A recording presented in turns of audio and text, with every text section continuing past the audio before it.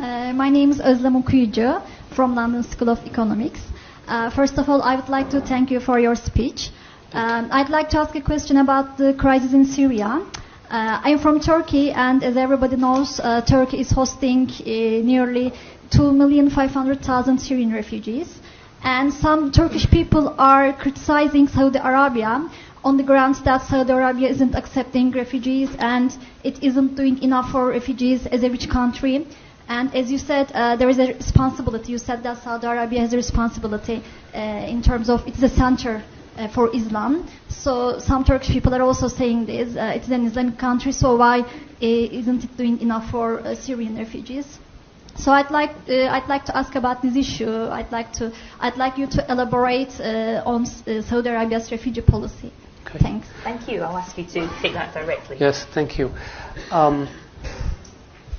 I think we could have done a better job explaining what we've done with Syrian refugees.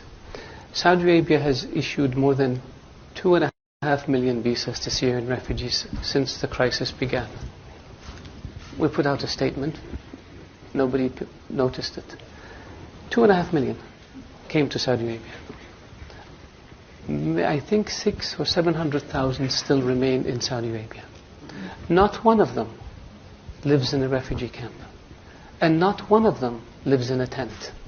Because the custodian of the two holy mosques ordered that all Syrians who come to Saudi Arabia be provided residency permits so they can send their kids to school, so they can have access to medical care, and they can have access to social security, and they can get a job. We don't have one Syrian. Of all the Syrians who came to Saudi Arabia, 2.4 million, not one of them lives in a tent. And the same thing we did with Yemenis. Since the war in Yemen began, almost 1 million Yemenis came to Saudi Arabia as refugees. And the same policy was applied to Yemenis. Not one of them lives in a refugee camp, and not one of them lives in a tent. And we don't brag about it, and we don't put TV cameras in front of them, because that, to us, is what our culture is all about. These people came because their homes were devastated.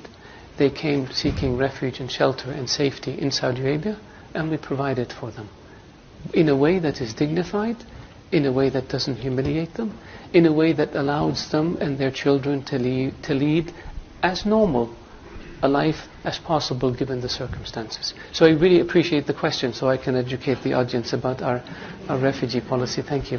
Thank you very much.